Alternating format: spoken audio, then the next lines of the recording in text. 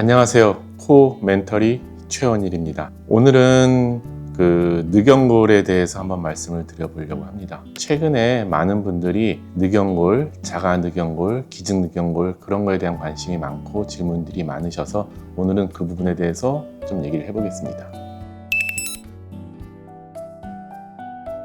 일단 늑연골을 사용하는 경우는 아주 그냥 심플하게 생각하시면 됩니다. 우리가 코 수술을 할 때 두 가지 부분에 대해서 생각을 해야 됩니다. 코를 많이 높여야 되거나 많이 내려야 되거나, 현재 코의 모양의 조건이 너무 낮거나 너무 들려 있거나, 그런 경우에 피부가 많이 늘어나 주거나 피부가 충분히 늘어난 상태로 받쳐줘야 될 재료가 필요한 이 피부와 밑에 받쳐져야 될 재료 두 가지 부분을 고민을 해야 됩니다. 그런 경우에 밑에 받쳐지는 재료가 일반적으로는 코 안에 있는 비중격 연골이나 귀연골로 수술을 하게 되는데, 너무 많이 들려 있거나 아니면 너무 많이 내려야 되거나 너무 많이 높여야 되거나, 그런 경우에는 그런 재료들이 모자라기 때문에 늑연골을 사용하게 됩니다. 기증늑연골과 자가늑연골은 그 글자 안에 있듯이, 자가늑연골은 본인의 늑연골을 채취하는 거고, 기증늑연골은 누군가 이렇게 도네이션한 연골을 사용하게 되는 겁니다.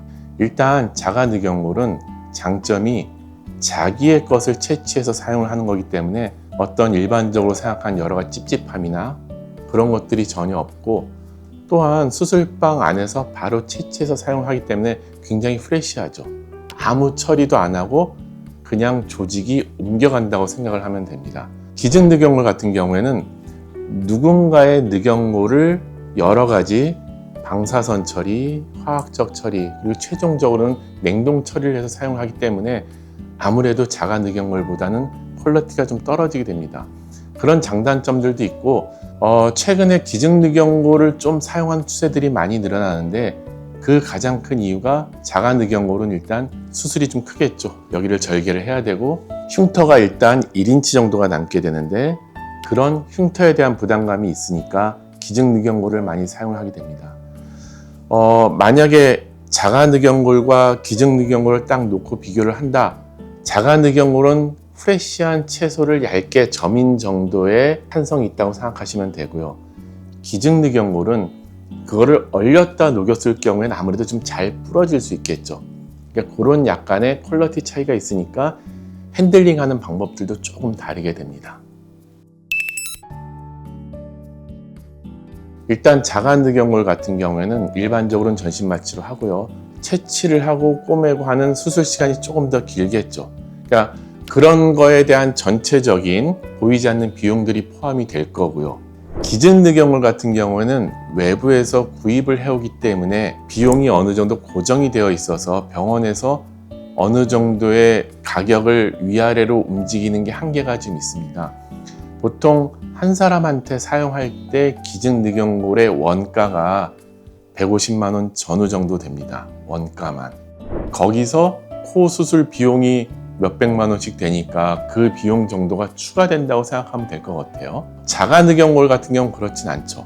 인건비와 시간과 병원 운영비가 길게 투입되는 거라서 어느 정도 병원에서 가격 조절이 가능한 부분이 있습니다. 근데 일반적으로는 자가늑연골 비용이 더 비싸다고 생각을 하는 게 맞을 것 같아요. 왜냐하면 수술 자체의 난이도가 조금 더 있기 때문에 그런 부분들이 포함된다고 생각하시면 될 것 같습니다. 코 수술을 할 때 자가늑연골을 쓸 것이냐, 기증늑연골을 쓸 것이냐, 그거에 대한 디테일한 부분은 사실은 상담을 통해서 본인한테 맞는 거를 찾는 게 가장 중요하다고 생각합니다. 그리고 그 재료에 대한 것을 어떤 걸 쓰든지 간에 가장 중요한 거는 본인의 코 모양을 만들기 위해서 비중격이든 귀연골이든 자가늑연골이든 기증늑연골이든 그런 것들에 대한 고민들을 의료진들과 같이 나누는 것이 좋을 것 같다고 생각합니다. 감사합니다. 이상 코멘터리 최원일이었습니다.